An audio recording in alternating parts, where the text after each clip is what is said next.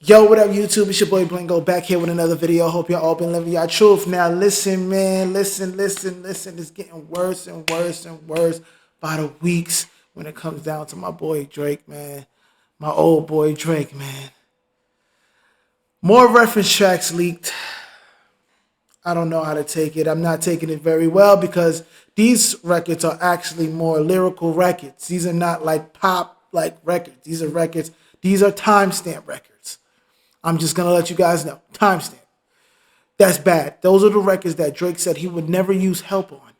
So he's been lying to us. Before I say anything else, let's get into the video. Shout out to Fantastic Hip Hop. He got a video breaking it down, man. Let's watch it.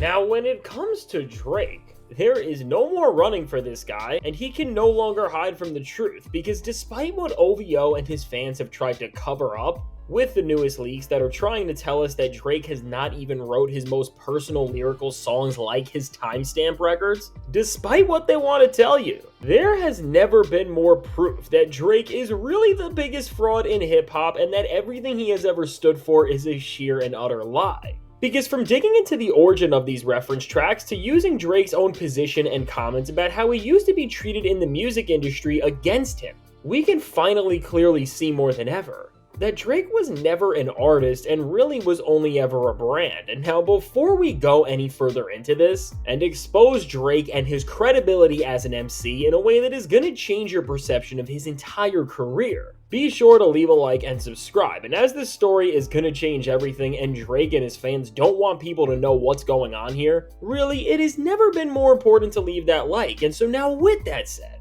when it comes to Drake, when the 3 reference tracks leaked from a rapper who is known by names like Moolah and Chapo, 5 a.m. in Toronto. That is so bad. 5 a.m. in Toronto. Wait a sec. This not that, Aubrey. Try me again. What? No, say it ain't so. Drake fans and others tried to write these off as being fake without any other thought about it, and some even believed it was so ridiculous that they tried making little jokes that classic Kendrick Lamar songs had reference tracks just like these. Well, now the time for joking is over for these guys, because both from diving into this further and seeing what other people have been able to dig up on this situation together, overall, after seeing the real story behind these reference tracks and seeing who they are actually coming from, it is going to be hard for anybody to sit down and say that these are not real. And again, if this was another artist, maybe it would. Some people, I guess they're going to say that it's not real because technically you could just grab the beat and then rap on it yourself and be like, this ain't a reference, and then just put it out and be like, yo, this is a reference track. I feel bad for Drake because people could do that a lot now. They could do a lot of that and just put it out and just be like, this is a reference track. And people might believe it because Drake has such a bad reputation when it comes down to this. But let's keep it going. Be a different story. But especially as we know there has been such a long history of Drake doing these things already, as just to lay out the groundwork of Drake's ghostwriting, if we go through his catalog from If You're Reading This It's Too Late to Scorpion to Her Loss to For All the Dogs, there has been reference tracks from various songs on all of those albums that have come out and that we have all heard. I mean, the guy's already got a horrible reputation for these things, and now adding to this all-time awful track record with these 3 new reference tracks in question, which of course are from the songs 5 a.m. in Toronto, 4 p.m. in Calabasas, and Draft Day, which of course... Draft Day was a banger. 5 a.m. was a banger too. I didn't care about 4 p.m. in Calabasas that much, but those other two, oh man, those are memorable to my life, you know what I mean? Of course, are all considered some of the most essential lyrical performances Drake has ever delivered. It's really looking terrible for Drake in terms of anybody believing that these songs came from the same pen that he wrote The Hard Part 6 with. And now the reason really why a lot of this is because one guy has connected the dots between the faint and mysterious tracks that nobody else knew what to do with. And who I am talking about is a guy who goes by the name of Real J Nolan. And right now, his findings about this entire situation are really starting to gain a lot of traction because he did some of the best work on finding some super small details that are just changing the perception of all of this. And with that said, make sure to support this guy and check him out everywhere. Shout out to the Real J Nolan, bruh. For real, he really worked hard for this. is he is great at what he does, and so how he has helped expose the mystery of all of this and make things for Drake look worse than ever is by showing everybody that the rapper who made these tracks isn't just a random guy who came from out of nowhere and is doing all of this for clout, but that he actually has a real history in the music industry. As first off, Moolah was a guy who used to be signed to Harvey Mason Jr., who currently is the head of the Recording Academy, so in of that self, that tells you a lot. And what it turns out to be is that this guy has worked in the industry for quite some time. He's a professional writer who has worked with a ton of big artists, and so considering connections in the industry he has, what we can say at the very least is that most people would not make things like these up because they can ruin their entire reputation with what they are doing. But now beyond just that, and the finding about this rapper from Jay Nolan that tells us the most here, is that this MC who goes by names like Chapo and Moolah used to work very closely with none other than Boy Wonder. And of course, Boy Wonder is one of Drake's go-to producers, and Drake has been with him since the start of his career. And after there were real logs and timestamps of this guy and Boy Wonder's friendship, and even finding out that the two were working on an entire collab record at a time, altogether from having real connections in the industry with some of the biggest people in it, to literally working with someone who is as close to Drake as you could be. I mean, you tell me what's going on here, and overall, with there being a real story to back everything Moolah has told us up, these reference tracks do seem like they have every reason to be real, and how if Drake never had any other run-ins with being caught using ghostwriters before this, maybe this conversation would end here and we could give him a pass. But again, with us seeing this exact same story over and over again, this really seems to fall in line with situations that happen with people like Quentin Miller, and this guy really just seems to be another person who ended up being the pen for Drake. Now beyond all of this, which is already working against the... Man, shout out to Quentin Miller, man. You know why? Because he pretty much wrote a classic, you know? If You're Reading This Too Late is a classic. And it's just like he got mixed into all that mess with Meek Mill, and he got the bad end of everything. Like, he didn't get anything. And that's messed up, bro. That's messed up. Nobody had to really be mad at him. He didn't do anything. The biggest loser in hip-hop. Just adding more validity to the idea that Drake has been deceiving us for so long, and that for a while, the way he has presented and even released music is not even to function as an artist, but just a brand. If we go back a little before the beef and the downfall of Drake, really, in the ladder of Drake's own label and what artists were most important, Drake was considered one of the top guys, and really the only person who was ever clearly in front of him was Taylor Swift. And understanding how much the industry used to push Drake at every chance they got, and even seeing how Drake's stardom was so big at a point that he really started to neglect rap when it came to the big records he was making, and was trying to be as much of a pop star as he could have been. Just knowing how the biggest names in the industry like Taylor Swift have access to the top writing and talent teams because they are so important to the entirety of the music world, that the label gives them every single resource possible to make sure that their songs never fail. I mean, just off this premise alone, it doesn't seem that far off that Drake would have the same resources working for him, because even in rap itself, when we compare Drake to big commercial rappers who may have leaned more into the pop side of things like him, or just in general made highly chart-friendly music that appealed to wider audiences than traditional hip-hop did, with someone like Post Malone, for example, who in terms of making mega songs was right there with Drake, and we knew that he was using ghostwriters on a track like Rockstar. I mean, as these two around their peaks were pretty much the exact... Drake had the machine like no other, bro. He had the machine like no other. It makes me think, like, maybe it's not even his fault. Maybe he's really just the face of like this whole big project, you know? I'm gonna get into it at the end of the video, but let's continue. Same archetype of rapper, and were doing the same things in their own way for the industry. Again, if we know someone like Post was using writers, it's not that far off to say that Drake has been this whole time. And beyond all the stuff about the industry, as rap fans, I don't think we learned more about Drake's actual skill set as a writer than when he was in his beef with Kendrick. Because clearly you could see that between Push-Ups and Family Matters to then The Hard Part 6, Drake was just not able to deliver a performance that even made sense compared to his own lyrical standards. And again, when we question in the beef why Drake never released an actual track of just pure bars like a timestamp record, you have to wonder if it was because he couldn't get caught using ghostwriters in the most pivotal moment he was ever a part of. and especially with the Hard Part 6 and how that turned out. Seeing how quickly that record was put out, you have to question if it failed as much as it did because he could not get others to write a better track for him, and for me, I do think this is the exact case of what happened here because when you just track the history of Drake's pen, and just to add more reference, compare it to any other rapper who is known as a lyricist in hip-hop history. When we look at guys who are known for writing raps, whether it's Kendrick or Cole or other people like Tyler the Creator, Wale, or Big Sean for example, who of course all came up with Drake right around the same time. When you look at all of these guys at the different points that was the last golden age of hip-hop right there. That was literally the last golden age. 2010s, probably from, that's like what, from, I'm going to say from like '08 to 2010. That was like the last golden age. We don't got no more lyricists no more after that.